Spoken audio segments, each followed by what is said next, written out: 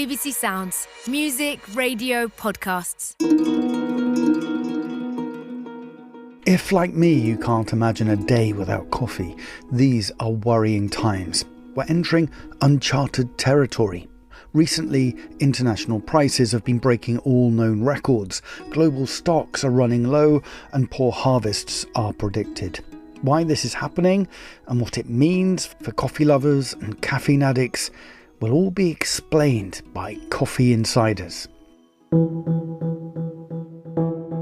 I think it's very easy to use the word crisis, but it is a crisis.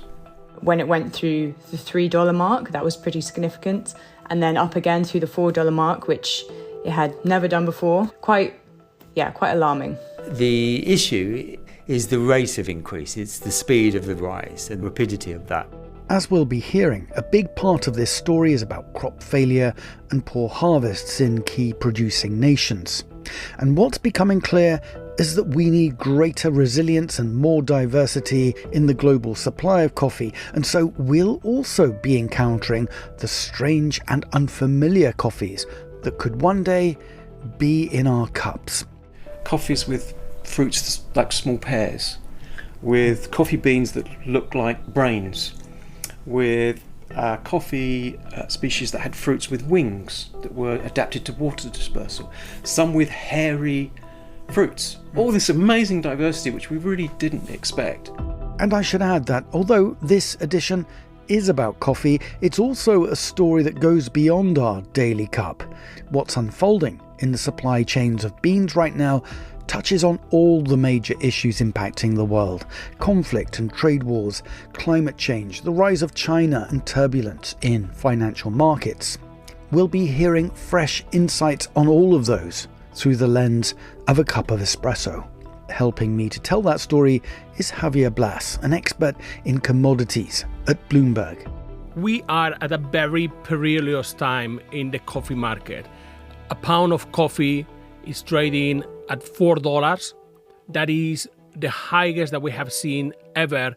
And there's a bit of trivia of the commodity market because like those Olympic records from yesteryear, coffee and the record price of coffee was one of the last big records that there were many decades still standing. The previous peak in the commodity markets was reached in 1977.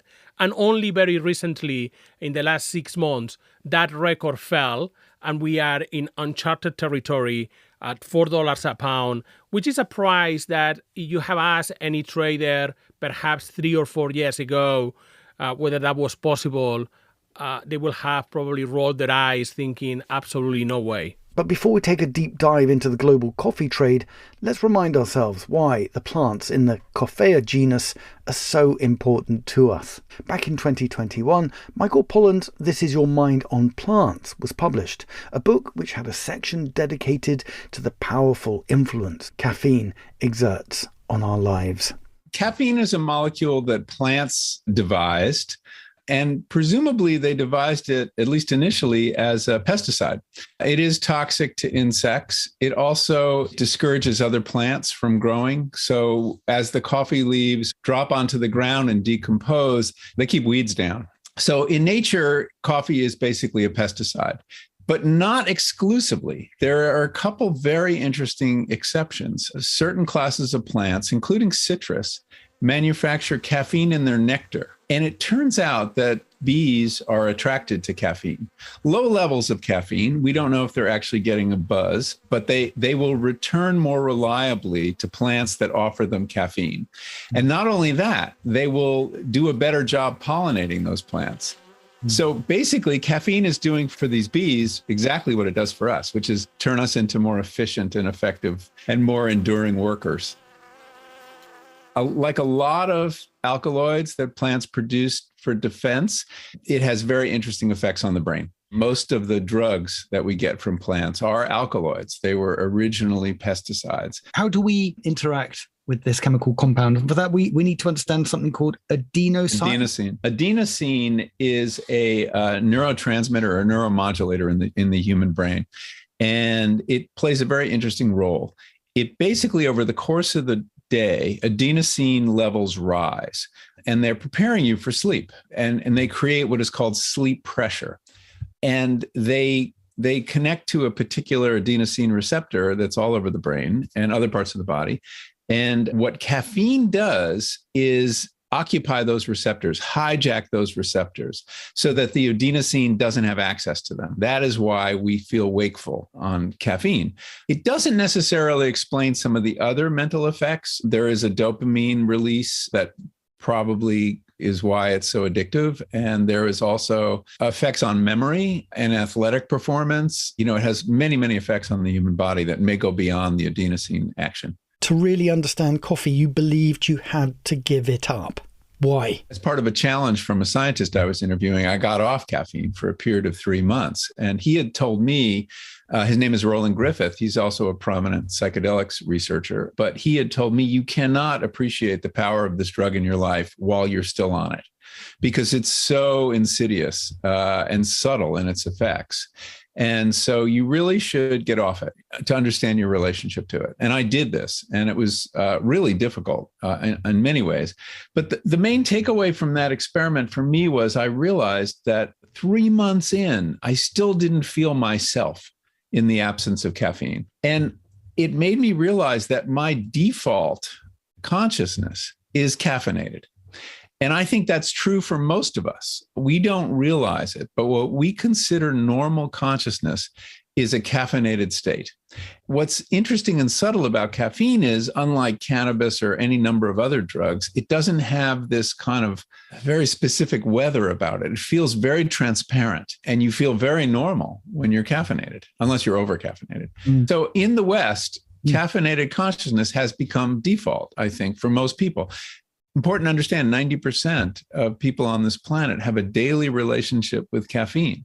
So it is the most commonly used psychoactive in the world. Michael Pollan. Around 11 million tons of coffee is produced each year to make our daily consumption possible. At the beginning of this century, prices were at an all-time low. Now all-time highs are being recorded. How did we get here? Back to Javier Blas, who's been following the story closely, not only as Bloomberg's commodities expert, but also as a coffee drinker. Coffee is treated as a commodity in the global market. It's true that there is not a single thing that is coffee. In reality, there are two main markets for coffee. One that we call Arabica, which has a mild flavor. Perhaps if you drink Brazilian coffee, Colombian, and the other big chunk of the market is what we call Robusta. It's a bit stronger. It can produce an excellent espresso too, but typically it's a bit of lower quality. It's a bit bitter, and also is very used for instant coffee, soluble coffee. Although most coffee is traded as a commodity in that it has that characteristic of being fungible or interchangeable, in that one bean can be bought, sold and treated just like any other bean, as we coffee lovers know. That's not always the case. We go down to a very specialty market where coffee stops being a commodity and more of a specialty product. For example, I'm very fussy. I like my pure Colombian coffee. That's what I drink every morning. So I buy single origin Colombian. Why? Because probably I'm a coffee snob. And other people like Ethiopian and make one from Nicaragua, from Honduras, from Ivory Coast.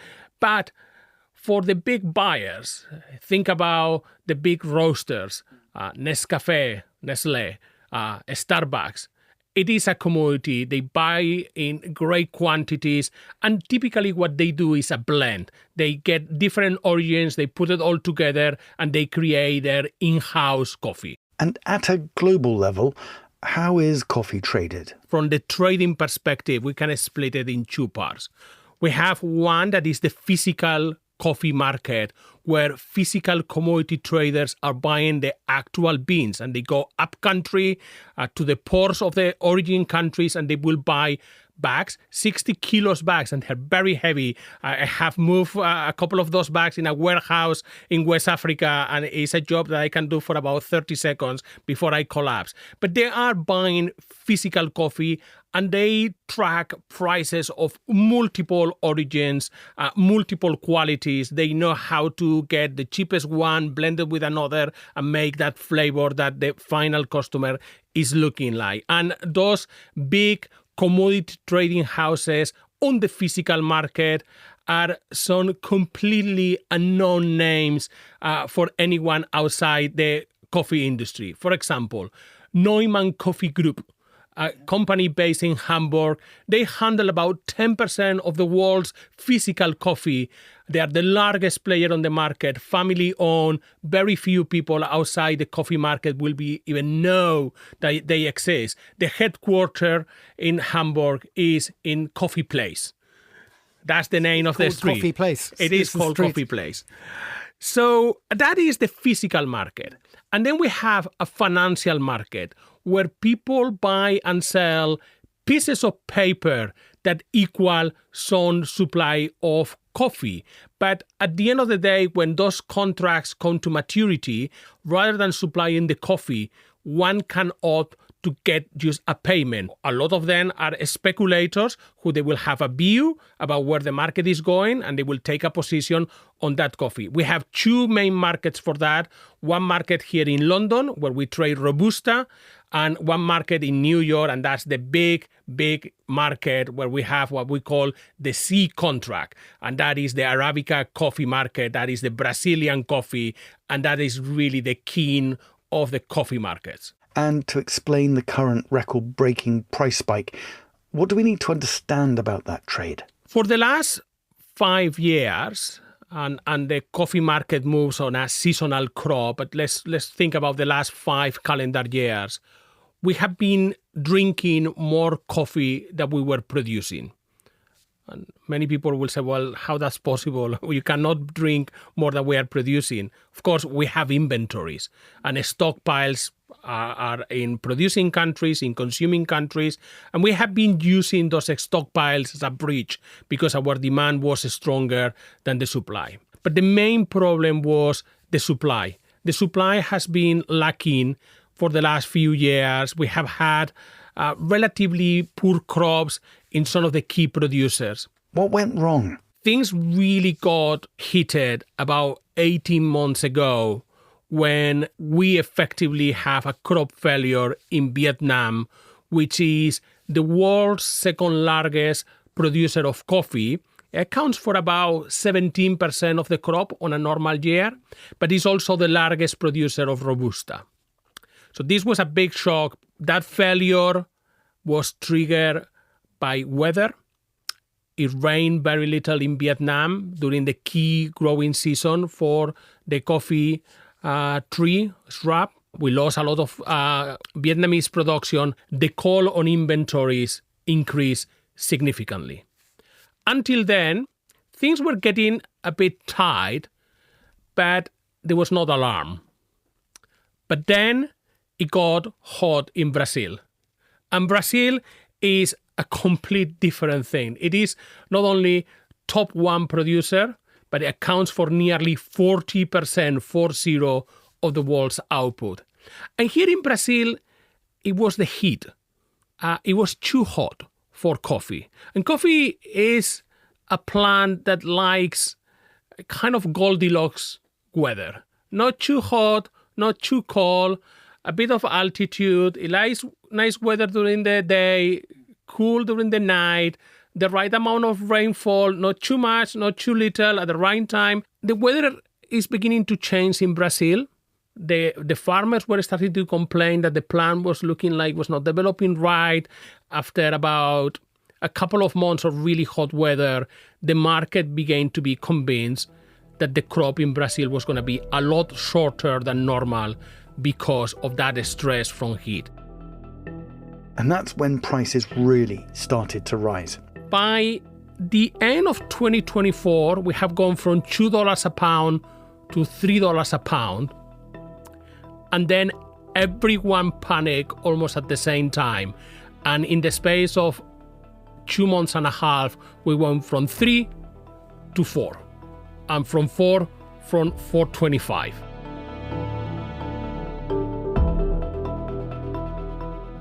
But whether we're drinking coffee on the high street or at home, the full impact is yet to come.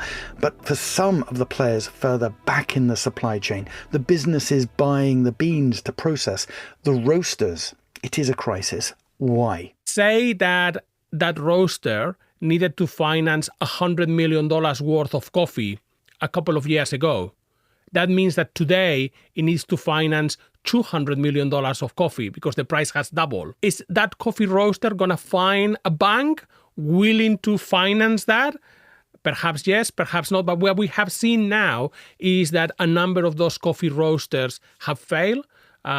Recently, we saw the collapse of one of the largest coffee roasters in France, a brand that it was known for the French coffee connoisseurs for 100 years. There have been a couple of similar companies, roaster traders in Brazil, that they have collapsed, and that makes everyone very nervous because no one wants to get caught in that, and also it becomes very hostile, the conversation between the roasters and the supermarkets, because the roasters are saying, look, Mr. Mrs. Supermarket, the price of coffee in origin has gone up from $2 to $4, so you need to put up your package of half a kilo of coffee on your shelves, really needs to go up. And the supermarket says, no, you need to take on your margins. And that in Europe, at the beginning of the year, as these negotiations were going on, we saw some brands in some supermarkets in Germany,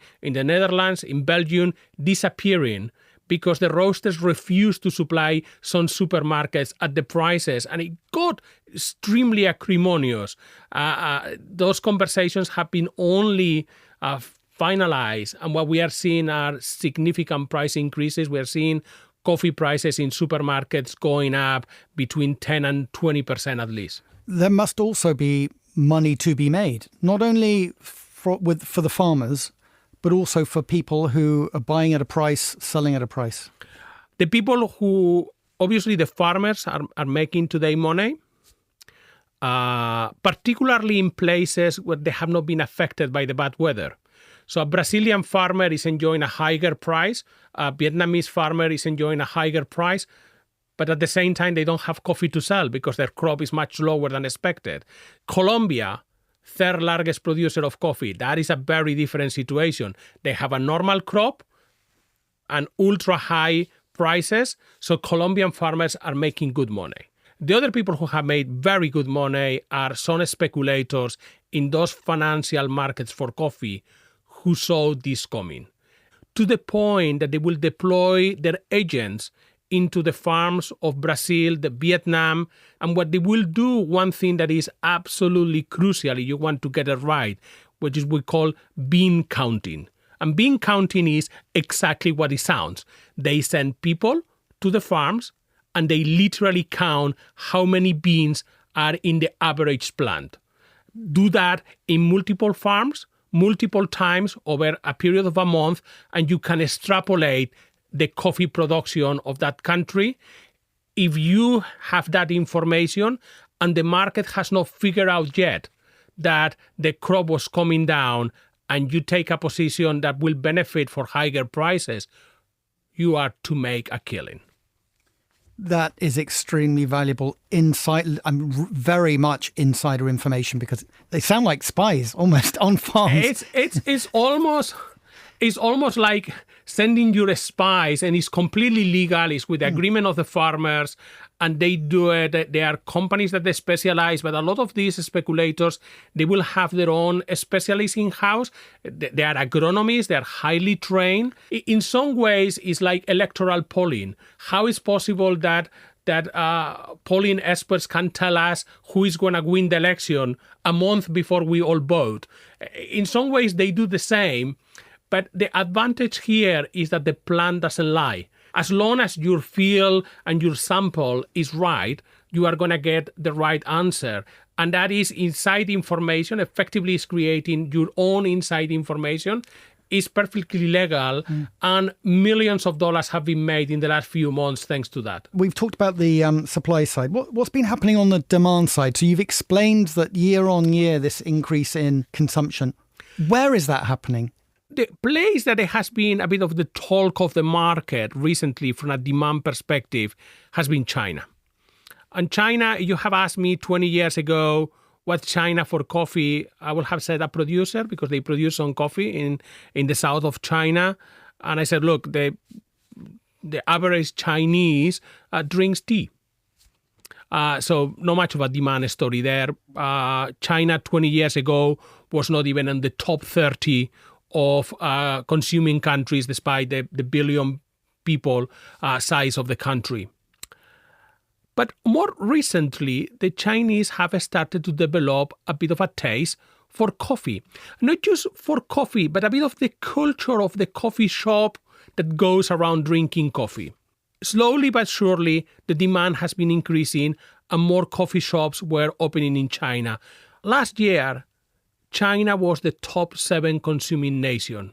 All of a sudden, juice consumption has exploded in the last 5 years.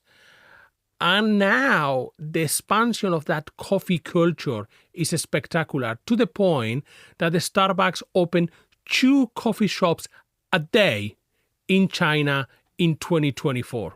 2 coffee shops a day. Yes, it's a big country, more than a billion people, but that is still spectacular. And that really has helped the global demand numbers to keep perking up, despite the fact that consumption elsewhere was just lackluster. The other big news, of course, impacting global markets and trade, has come out of the White House with President Trump's tariffs and the threat of trade wars. We heard recently about deals being struck with the UK and the reduction or removal of some tariffs. But for the rest of the world so far, including coffee-producing nations, Trump's policies must be causing a lot of uncertainty. What did coffee traders make of so-called Liberation Day? US President Donald Trump was speaking. I have my cell phone alongside me, and I was talking to different people in the market. I have different WhatsApp groups for different commodities. One of the most active WhatsApp groups through that speech was my coffee WhatsApp group, because everyone saw the 46% tariff on Vietnam, which is the world's second largest exporter of coffee.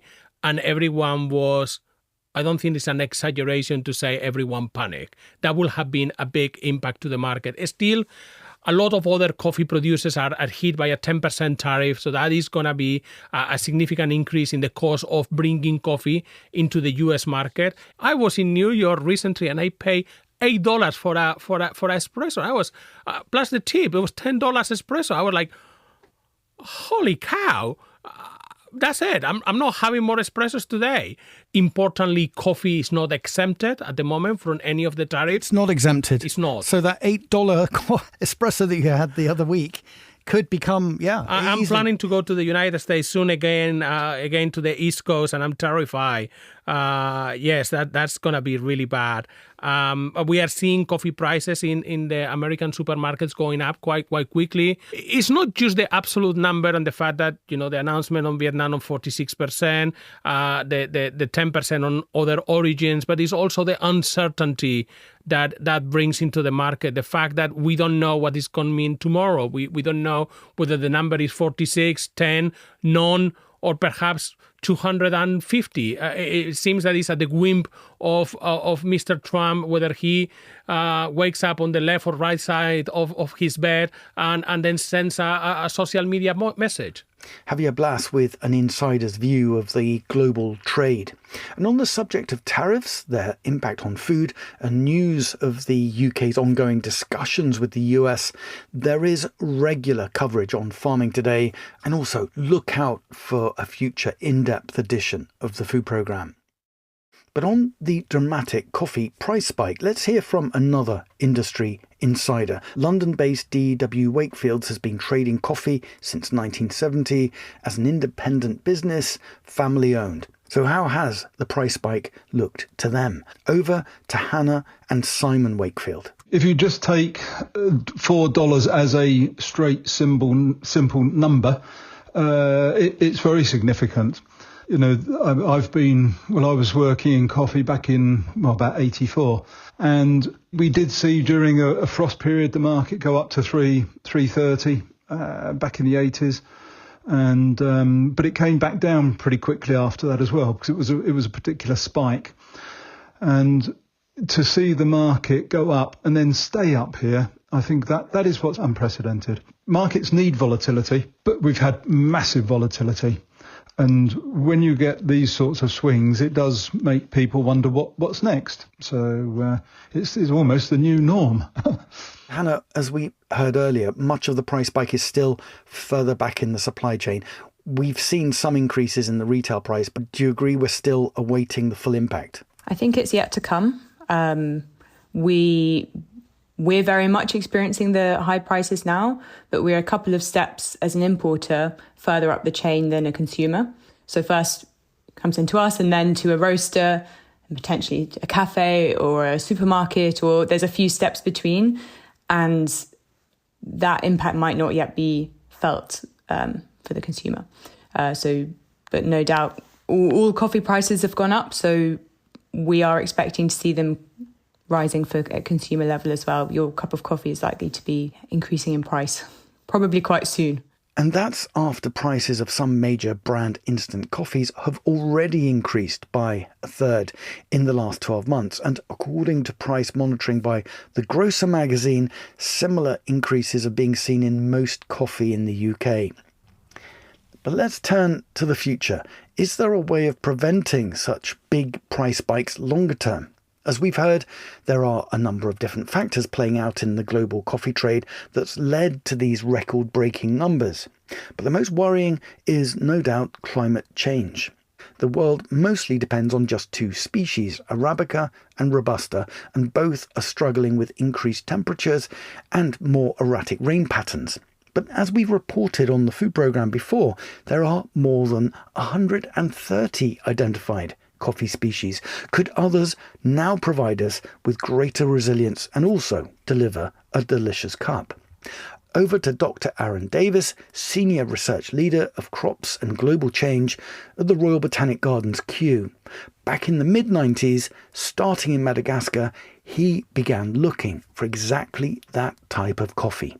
So we did a lot of field work, a lot of arduous expeditions into very remote places, collected lots of specimens, and two things really surprised us. One was that there's many more species than we anticipated. So we ended up with 67 species of coffee in Madagascar alone. But it wasn't just the number of species, it was the physical diversity. So we were seeing the strangest coffees, new to science, totally unexpected. Coffees with fruits like small pears, with coffee beans that look like brains, with coffee species that had fruits with wings that were adapted to water dispersal, some with hairy fruits. All this amazing diversity, which we really didn't expect. And then we started to look at African species through fieldwork in various countries in Africa, but also looking back at the herbarium specimens and doing further DNA analysis. And, over the last 20 years or so, we've described a number of new species from Africa as well. So we've gone from 80 species in the mid-1990s to 131 species today, and we're looking at probably 140 species by the time we finished our work. One question people might have in their minds right now is why have we ended up with just two out of the potential 130, 140 that are out there as different species? Why is it that the world depends on just two mostly? That's a really, I think, key question. And if we were to go back to the early 20th century, what we would see is that there were many more coffee species being used to produce coffee. However, when Robusta started to be produced in considerable volumes, because it was more or less unknown at the end of the 19th century, once Robusta got a stronghold and was found to be highly productive and amenable to trade, then essentially there was no need for any other species. So Arabica and Robusta fulfilled our requirements for the global coffee sector. Simple as that. What else did we need? So all the research and all the interest in other species just faded away, and it's only really come back now because we need alternatives to Arabica and Robusta in a warming world. In terms of alternatives to Arabica and Robusta, two species are now drawing a lot of attention. When it comes to taste, they both have similar qualities to the most prized Arabicas, but they also have greater tolerance to heat and drought. One is Stenophylla, found mostly in Sierra Leone. The other is Excelsa, which historically has been found in Central and East Africa and also South Asia. And it's Excelsa which is likely to find its way into more of our cups in future. For us, Excelsa is a really interesting example where it's not been from top down, it's not been governments, it's not been researchers, it's not been people like myself saying, grow Excelsa. Or the industry. It's been the farmers who have seen Robusta failing, for example, in Uganda, and looked at Excelsa and thought, hang on a minute, it's still producing a crop. We've not watered it, we've not tended it, and yet it's performing better in our altered climates. So in Uganda, we're seeing that the farmers are using indigenous Excelsa and they're starting to upscale and replace Robusta with Excelsa. And what's even more interesting is we're seeing the same thing happen in South Sudan, where you can grow Robusta, but they're favouring Excelsa, which again is indigenous, it's found locally. And in India, where they're growing Robusta and Arabica, they've had Excelsa on their farms for many, many years as a novelty. And as the climate has changed, they've looked at all their crops and looked at Excelsa and thinking, well, or they're noticing that actually it's doing far better than Arabica and Robusta, and in some cases a lot better. Let's visit two of the locations where this important coffee species is being grown. First stop, South Sudan. Hi, Dan. This is Ian Patterson. His background isn't in coffee, but teak. And for a number of reasons, he started an ambitious project to grow Excelsa at scale in Central Africa, as he showed me on a video call. We're based very close to the DRC border, in a place called Western Equatoria, in South Sudan. It is 3,000 kilometers to Mombasa. We have to pass through not only South Sudan, but we also then have to pass through Uganda, and then finally to the port of Mombasa, where we'll be able to export our coffee into the international market. And where are you talking to me from, Ian? And is there Excelsa around you? I'm at my camp, and I've got some coffee around where I am. And what does Excelsa look like? Okay, so Excelsa it's a much bigger tree. This is young. This is only a few years, maybe 4 years old. But the trunk of it will probably eventually get to the size of a person's waist. But they grow into a massive tree if just left alone. Look at this Excelsa leaf here. I'll just break one off so you can compare it. And this is not a particularly big leaf. If you compare it to an Arabica plant, I mean, it's more than double the size of an Arabica plant. So it's a bigger tree. The leaves are larger than Arabica and Robusta. It has a deeper root system, which explains why it's far more resilient as a species. And you've been having good results. When we grew plots of Excelsa beside plots of Robusta, we could clearly see that the Robusta was under a huge amount of stress from the drought, while the Excelsa was really thriving and very happy in these conditions because it actually comes from South Sudan. Teak takes 25 years to grow, and to create another source of income for the business and the hundreds of farmers he works with, Ian looked into the potential of other indigenous crops, which is when he came across Excelsa. But this Excelsa, the buyers are extremely excited by it, and it grows and thrives naturally in this area. So we are very happy with it, and so is the local community, because it doesn't need a great deal of inputs. And our land over here is fairly fertile. And it's something that they can easily manage and earn an income from. And from what you've tasted so far, Ian, it tastes very good. And it's a good coffee, yep. From South Sudan, let's hear about another project, also involving coffee expert at Kew, Dr. Aaron Davis. This one is underway in India, an increasingly important and interesting source of coffee, including the Excelsa species. Hi everyone, my name is Komal Sable and I'm the co-founder of South India Coffee Company. We are an Indian specialty trade house. We work with 30 different coffee producers across India and we sell Indian specialty coffee across the globe. My name is Akshay Dashrath. I'm a fifth generation coffee producer in India. We are located about 4 hours from Bangalore in the south in the foothills of the Western Ghats. I've been drinking Excelsa as a child because my grandfather would only have roasted Excelsa at home. And he would say this is the best coffee in the world. And was he just drinking it or growing it? I mean, we've been growing Excelsa since the 40s.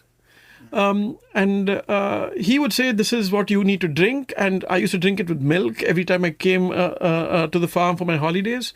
And so when Komal started doing the specialty coffee, I said we've got to push this out there, although at the time not many roasters actually found it palatable. So when we came across Dr. Davis's papers on Excelsa, and I was like, this is fantastic. We need to get in touch with him now. We got in touch with Dr. Davis. Also, I think there's one more moment in 2021 or 2022 when we had a particularly hot summer, and we've got Excelsas growing next to Robustas, and the Robustas had completely wilted, leaves had fallen off, and the Excelsas look like, I mean, bring this on. I mean, we can take more of this. So that was like a moment when we thought about the climate resilience of the Excelsas, and we got in touch with Dr. Davis. And we've been doing a bit of work with Kew, mainly around monitoring of climatic patterns. And as well as researching the farming of Excelsa, this husband and wife team are also trying out different processing methods. There's centuries of experience of how to grow, dry, ferment and roast Arabica. Not so with Excelsa. And so at the South India Coffee Company, important experiments are underway. We've seen our Excelsas evolve over a period of time, and we've learned a lot more with processing as well. The first thing that comes to mind when you're drinking Excelsa is usually sweet and fruit. Those are the two things that are associated with, at least for me, I associate Excelsa with that. With our processing, we are trying to bring some acidity to it. It has a lovely body. And it does fantastically well on the espresso as well. As we are growing, as we are experimenting, what we're learning is how the bean, or essentially the fruit, reacts to these fermentations, and it's very different to an Arabica or to a Robusta. So what does Excelsa taste like? To find out, I've travelled to East London, the home of Union Hand-Roasted Coffee. Founded in 2001 by Stephen Macatonia and Jeremy Torres. The business has been at the forefront of specialty coffee in the UK, which explains why they are also collaborating with Aaron Davis at Kew to explore the future potential of Excelsa. I've arrived on a morning when 2 samples of Excelsa have arrived from Uganda, and Stephen is about to taste with Head of Quality Control, Evgenia.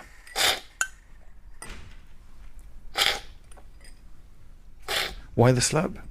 We slurp the coffee over the tongue as it aerates the coffee and sprays the coffee over your taste buds and gives you the best opportunity to experience the flavour notes in the cup. So what you taste, for me, it's a delicious sweetness on the front of the tongue. You get the layers on the central part of the tongue, more caramel, chocolate notes coming through. But there's fruit notes, and then the acidity on the sides of the tongue, inside of the cheeks. It's a more of a fruit, apple, red apple type acidity, a malic acidity that you can experience. And it's really quite delicious.